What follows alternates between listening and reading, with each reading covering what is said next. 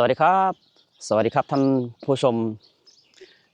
ตอนนี้บอต้นเองอยู่ที่นครปากเซแขวงจำปาสักครับจุดชมวิวจุดแลนด์มาร์คแห่งใหม่นครปากเซริมแม่น้ำโขงครับฝั่งนู้นจะเป็นสะพานมิตรภาพลาวญี่ปุ่นครับฝั่งนู้นก็จะเป็นภูสะเหลาครับฝั่งนู้นก็จะเป็นเมืองปากเซฝั่งนี้จะเป็นเมืองปากเซครับเนาะบรรยากาศริมแม่น้ำโขงนี่ก็คือโรงแรมที่บ่อต้นพักเมื่อคืนเนาะโรงแรมที่บ่อต้นพักเมื่อคืนนอนกัน4คนคืนละ730,000กว่ากีบทุกคนถ้าเป็นเงินบาทไทยก็ประมาณอยู่1,000 กว่าบาทเนาะเพราะว่าอยู่ที่สปป.ลาวเนี่ยค่าที่พักค่าโรงแรมค่ารีสอร์ทนี่ไม่แพงครับทุกคนไม่แพงนี่ก็คือแลนด์มาร์คแห่งใหม่แลนด์มาร์คแห่งใหม่ของเมืองปากเซถ้าพี่น้องคนไทยได้มาเที่ยวเมืองปากเซบ่อต้นอยากแนะนำให้มาพักที่นี่ทุกคนมาพักที่โรงแรมแถวๆนี้เนาะเพราะว่าวิวมันดีมากตอนเช้ามาก็ได้วิ่งออกกำลังกายเดินออกกำลังกายทุกคนบ่อต้นถ่ายคลิปอยู่ตอนนี้ก็6 โมงเช้าครับ6 โมงเช้าบรรยากาศจากเงียบๆอากาศบริสุทธิ์ทุกคนอากาศเย็นๆนิดนึงเนาะทางนี้ก็จะเป็นพี่น้องทางลาวหาปลาแม่น้ำโขงครับทุกคนหาปลาแม่น้ำโขงบ่อต้นก็ยังไม่ได้ล้างหน้านะลงมาสูดอากาศบริสุทธิ์ก่อนวันนี้เนาะวันนี้วันที่28จะเดินทางเข้ากรุงเทพวันนี้ครับบรรยากาศจะดีมากครับ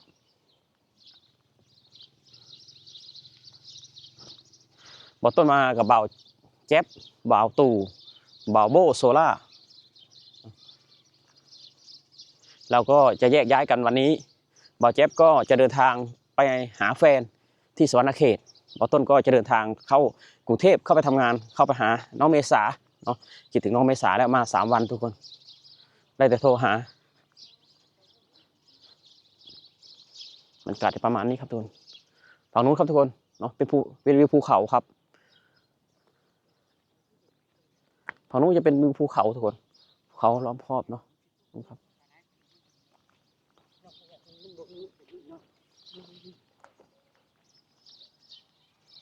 ฝั่งนี้ก็จะเป็นร้านหมูกระทะทุกคนหมูกระทะเนาะใครมาพักที่โรงแรมนี่ก็สามารถเลือกอาหารกินได้เป็นร้านหมูกระทะเป็นร้านอะไรหลายๆอย่างทุกคนถือว่าบรรยากาศนี่บรรยากาศนี่ดีมากทุกคนบรรยากาศดีมากเป็นครั้งแรกนะทุกคนที่บ่อต้นเดินทางมาปากเซได้เดินทางมาปากเซเป็นครั้งแรกในชีวิตของบ่อต้นถึงแม้ว่าบ่อต้นจะเป็นคนลาวแต่บ่อต้นก็ไม่เคยมาทุกคนเป็นครั้งแรกในชีวิตก็ขอบคุณ FC ทุก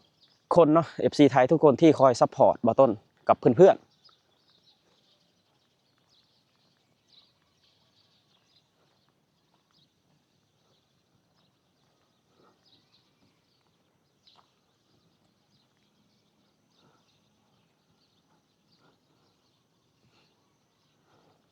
ครับทุกคนวิวจะประมาณนี้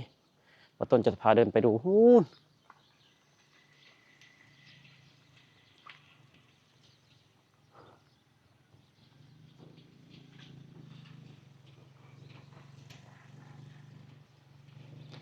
เนี่ย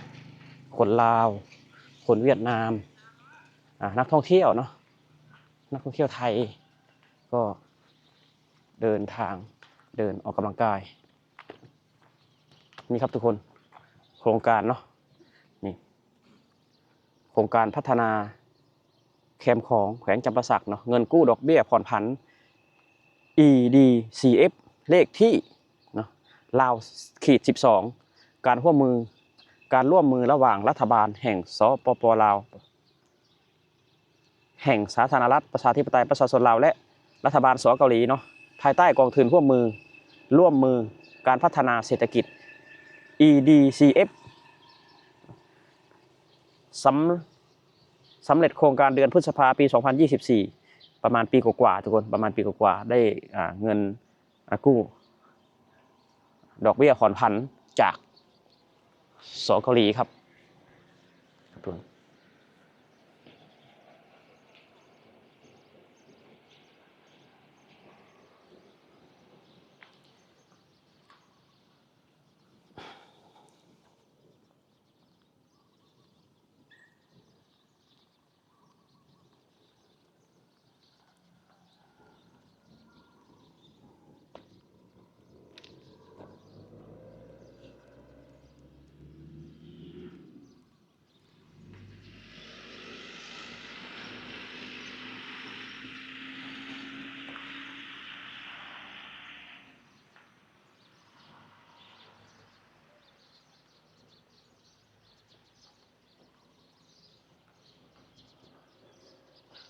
ไฟส่องสว่างก็จะเป็น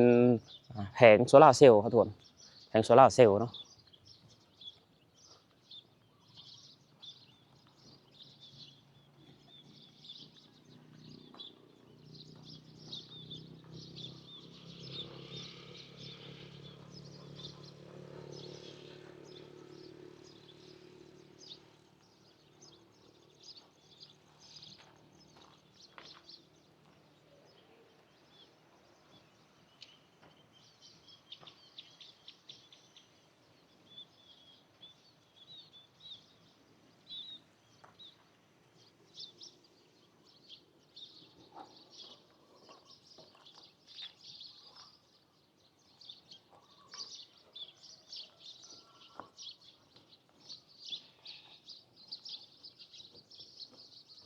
นี่จะเป็นร้านขายของทุกคนร้านขายของยามกลางวัน แล้วก็กลางคืนเนาะจะมีร้านขายของมีร้านขายอาหาร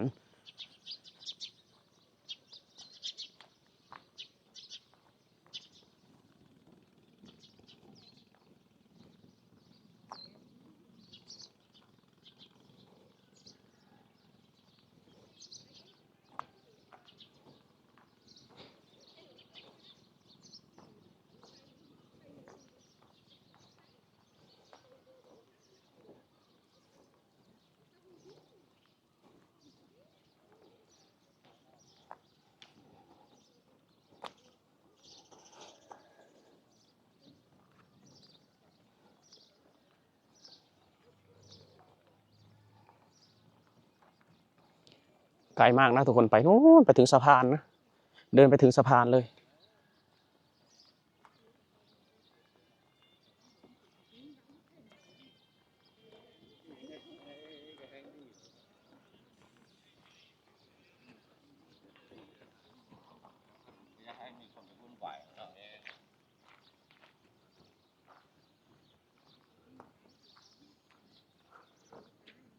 อันนี้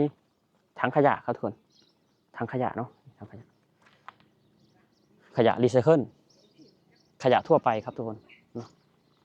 น่าจะเป็นการช่วยเหลือจากเกาหลีทุกคนเนาะมีคนจากเกาหลีนะถังขยะ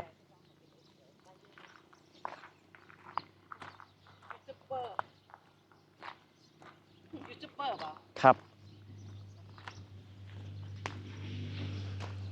ทุกคนบรรยากาศดีมาก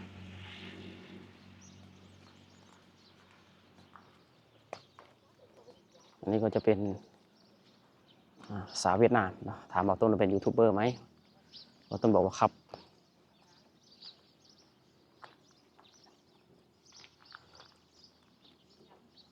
โอ้โหทุกคนพระอาทิตย์ขึ้นฝั่งนู้นครับพระอาทิตย์ขึ้นฝั่งนู้นเนาะแม่น้ำโขงก็จะไหลไปนี่ครับทุกคนจะไหลลงไปนู้นไปคอนท่าเพงหลีผีแล้วก็ไปต่อเขตกับเขมรทุกคนต่อเขตกับเขมรเนาะใครจะไปเขมรก็ไปทางนี้ครับลงไปใต้ไปเรื่อยๆครับฝั่งนู้นก็จะเป็นบ้านน้องตาดำครับที่เราไปเมื่อวานฝั่งนู้นก็คือภูสะเหล่าพระใหญ่ข้างบนเนาะ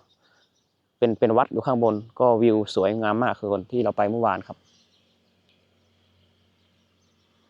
ฝั่งนู้นครับบ้านน้องตาดำครับฝั่งนู้นครับ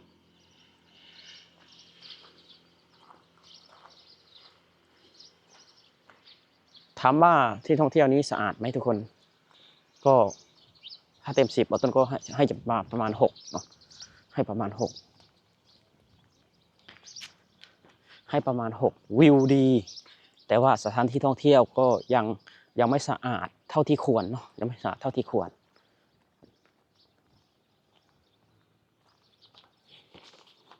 ยังยังขาดเจ้าหน้าที่ดูแลรักษาอยู่หญ้าก็ยังไม่ค่อยเขียวเนาะขยะก็ยังมีอยู่ทุกคน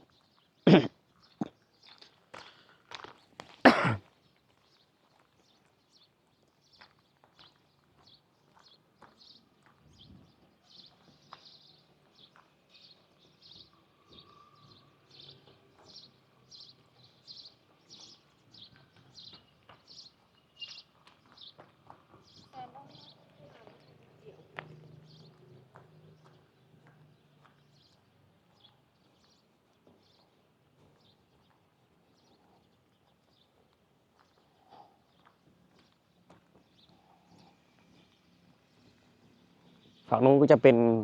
บ้านเจ๊ดาวเรืองครับทุกคนเจ๊ดาวเรืองเจ๊ที่เป็นเจ้าของกาแฟดาวเรืองครับทุกคนฝั่งนู้นครับบ้านคฤหาสน์ใหญ่โตมโหฬารมากคฤหาสน์ใหญ่โตมโหฬารมากตอนเช้าก็จะมีพระเดินบิณฑบาตครับทุกคนพระเดินบิณฑบาตมาเที่ยวด้วยครับมาได้ใส่บาตรทำบุญด้วยครับ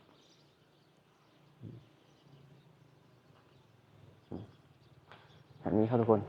ที่บอกต้นบอกว่าให้10ให้เท่าไหร่บอกต้นให้6เนาะคือหญ้ายังไม่เขียวเท่าที่ควรเนาะหญ้ายังไม่เขียวเท่าที่ควรคือไม่มีท่อน้ำเนาะมาลดหญ้านี่คือยังเป็นประมาณนี้ครับทุกคนยังเป็นประมาณนี้ครับ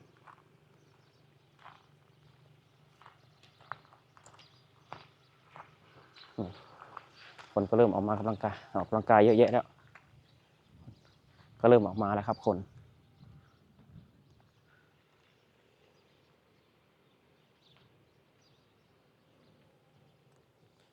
นี่ครับทุกคนประมาณนี้ครับถ้าพี่น้องไทยอยากมาเที่ยวสปป.ลาวเนาะสปป.ลาวก็ยินดีต้อนรับอาหารการอยู่กันกินก็เครื่องดื่มเนาะ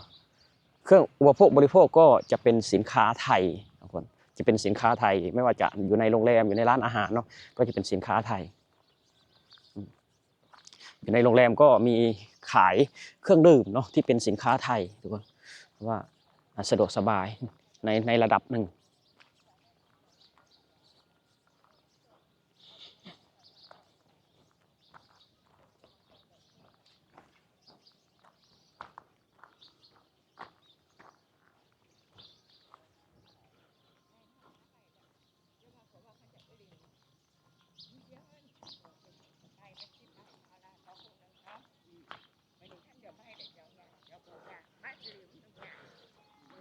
โอเคครับพี่น้องทุกๆคนเนาะขอบคุณมากที่เข้ามารับชมเป็นกำลังใจให้หมอต้นครับ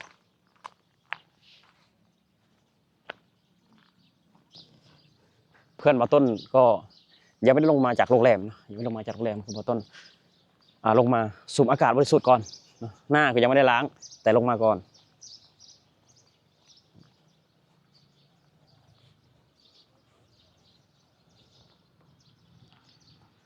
โอเคครับผมสำหรับคลิปนี้น้องหมอต้นก็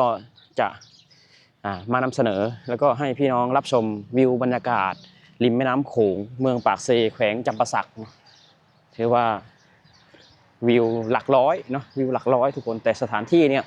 หมอต้นให้ประมาณ6นะให้ประมาณ6เพราะว่ายังขาดอะไรหลายๆอย่างตัวยังขาดอะไรหลายๆอย่างยังขาดหญ้ายังไม่เขียวแล้วก็ยังไม่สะอาดเท่าที่ควรเนาะ